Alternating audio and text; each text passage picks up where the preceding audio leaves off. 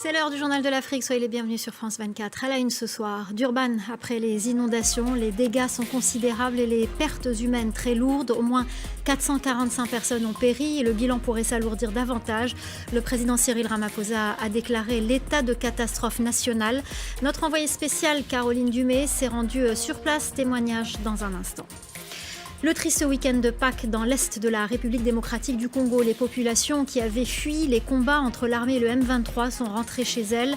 Certaines ont pu assister à la messe. Les détails dans ce journal.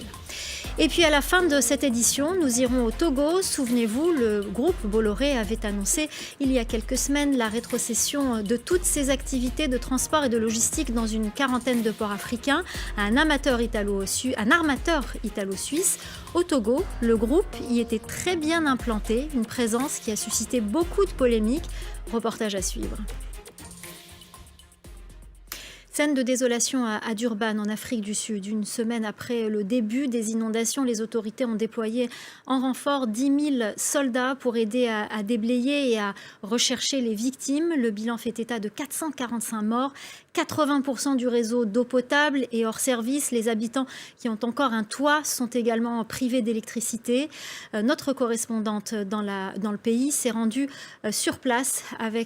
Elle a pu s'entretenir avec les habitants. L'état des lieux et les témoignages tout de suite avec ce reportage de Caroline Dumais et Stéphane Kerstens. On vous parle à présent de la lutte contre le terrorisme. Une force militaire conjointe du Nigeria, du Niger et du Cameroun a déclaré dimanche avoir tué au cours des dernières semaines plus de 100 insurgés islamistes, dont 10 commandants. Une annonce qui intervient alors que la tension sécuritaire est très forte aux frontières sud et ouest du Niger. La correspondance à Niamey d'Harold Girard.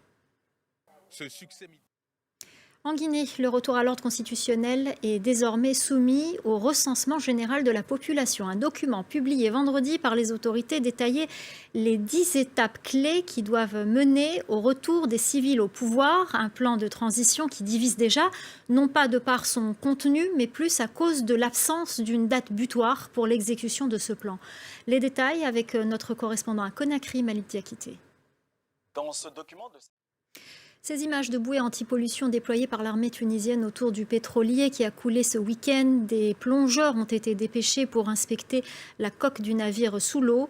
Le pétrolier qui a fait naufrage près de Gabès, au large des côtes tunisiennes, était chargé de 750 tonnes de gazole. Pour le moment, aucune fuite n'a été détectée selon les autorités. La colère de la société civile dans l'est de la République démocratique du Congo. 2 soldats en état d'ivresse ont tué 15 personnes dimanche, 7 morts en Ituri et 8 dans le sud Kivu. Beaucoup s'inquiètent de la recrudescence des tueries perpétrées par des militaires en état d'ivresse ou sous un choc émotionnel. Un phénomène de plus en plus fréquent depuis que les provinces du nord Kivu et de l'Ituri ont été placées sous état de siège. Un état de siège qui n'a d'ailleurs pas empêché les massacres ces dernières semaines. Les populations fuient les combats entre l'armée et la milice du M23. De nombreuses familles sont rentrées chez elles.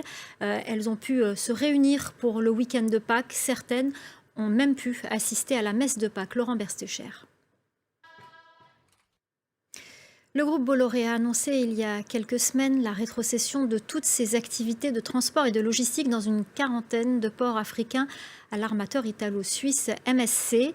Au Togo, Bolloré African Logistics était implanté officiellement depuis plus d'une dizaine d'années. Une présence qui a suscité beaucoup de polémiques dans le pays. La société civile, les médias et l'opposition ont toujours dénoncé la collusion entre le pouvoir de Lomé et l'homme d'affaires. Reportage d'Emmanuel Sodji. Le port de l'eau.